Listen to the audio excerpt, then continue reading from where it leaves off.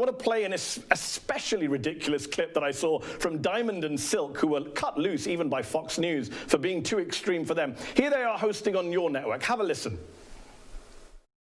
And how is it that all of a sudden Biden is up in these states where the congressional seats, these people didn't have this many votes? Because normally if you vote Republican, like if you vote red, you're going to vote down the ticket red. If you vote Democrat, you're going to vote down the ticket like that. Yeah. But you're not going to just split. All of these people just didn't split. It don't work like that. No. I believe that this whole fiasco was planned, including the China virus.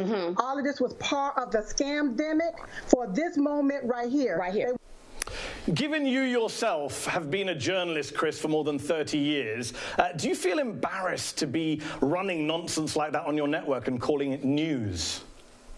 Well, I think it's like all the networks and the networks you've been on, there's a lot of opinion hosts, and they have all sorts of things that I don't subscribe to. I do believe in free discourse. I believe in people having their opinion. We're not saying that that is accurate. In fact, we've gone out of our way in our news reporting to say we have You're not saying your own shows are accurate. We have gone out of our way to say we have no evidence that the Dominion software was manipulated in any way. We are reporting what people are saying, like the Trump campaign. We're not necessarily embracing it.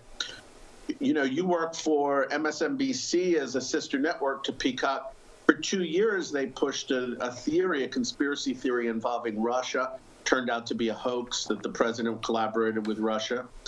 And that was done by both your news division and your opinion hosts. So, you know, I think the job of reporters...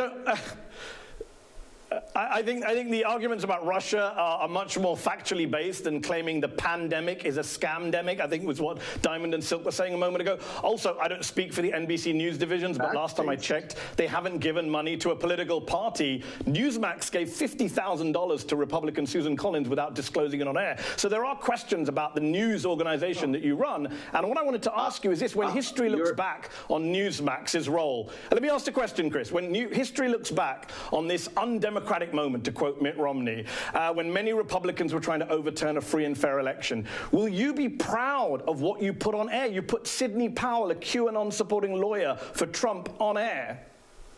And she was saying that Hugo Chavez and the head of the CIA rigged the election for Joe Biden. Are you proud of that? You know, she's a prominent attorney that filed on this. She's a former U.S. attorney. Again, I think the public can make a decision rather than you or I as to the quality of the information she's giving and whether she's legitimate or not. I'm happy to make a decision that Hugo Chavez was not involved in the election, Chris. I'm happy to I think you will find every major media company in the United States has made political donations, and they haven't declared them in their news reporting. So don't accuse me for one donation that's saying that somehow I'm doing something improper. NBC News has not donated to any sitting senator. I can give you that 100% guarantee.